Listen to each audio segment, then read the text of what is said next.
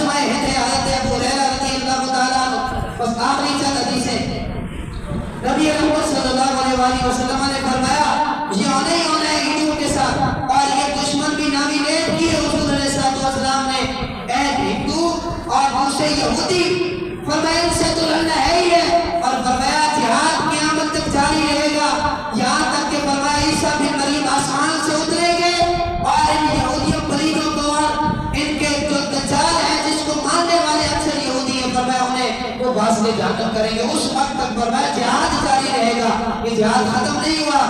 اللہ اکبر. حضرت ابو ہریرہ فرماتے ہیں نبی رحمت صلی اللہ علیہ وسلم نے فرمایا ہندوستان کا تذکرہ کیا اور ارشاد فرمایا کہ ضرور تمہارا ایک لشکر ہندوستان سے جنگ کرے گا، اور پھر فرمایا مجاہدین کو اللہ تبارک و تعالیٰ فتح عطا فرمائے گا، اور ہندوستان کے بادشاہوں کو فرمایا بھیڑیوں میں چکر کر لائیں گے.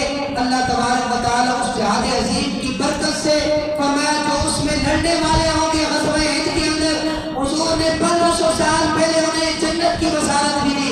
فرمایا جتنے بھی مجاہد ہوں گے فرمایا اس جہاد عظیم کی برکت سے اللہ تبارک و تعالیٰ سب کی مغفرت و بخشش فرما دے.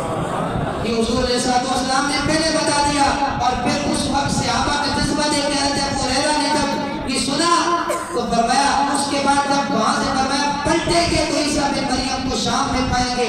حضرت ابو ہریرہ فرماتے ہیں اگر میں نے وہ غزوہ پایا، اس وقت آپ نے یہ کہا کہ اگر میں نے وہ غزوہ پایا تو میں اپنا نیا اور پرانا مال سب بیچ کر اس غزوے کے اندر شریک ہوں گا.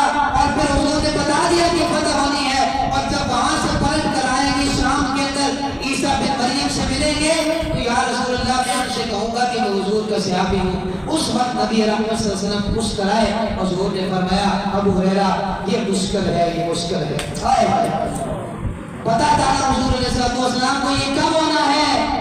اللہ اکبر. نبی رحمت صلی اللہ علیہ وسلم نے تو ساری چیزیں بیان کر دی، لیکن صحابی کا جذبہ دیکھیے، صرف نقل کرنے تک نہیں ہے کہ حضور نے بتایا آگے نقل کر دیا، بلکہ نہیں جذبہ رکھتے تھے اور حضور نے بخشش اور